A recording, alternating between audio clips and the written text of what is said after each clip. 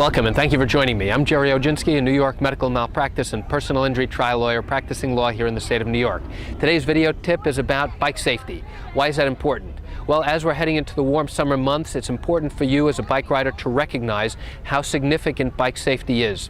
Now, as a bicycle rider myself, I'm well aware of the dangers of riding a bicycle. You have to know the rules of the road. In New York, it's very specific. You cannot ride on the sidewalk. Why not? Because the sidewalk is for pedestrians, people that walk.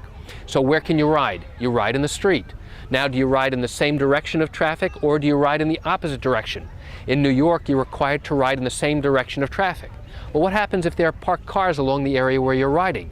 How close do you have to be? The problem is, if you ride close to parked cars, you run the risk of being doored, where somebody quickly flings open their door without looking behind them and getting injured. Well, if you want to avoid that, you now have to ride more towards the middle of the road. Well, what's the risk with that? Obviously, the risk of a car behind you in the middle of the road not seeing you, and that's a significant risk. So what can you do as a bicycle rider in order to minimize those risks? Number one, always ride with a helmet. Number two, wear reflective clothing. And number three, wear something that's a blinking or flashing light either behind you or on your helmet. Do something that will maximize your visibility, and by doing that, you will reduce the risk that you will get injured during the course of your beautiful bike ride.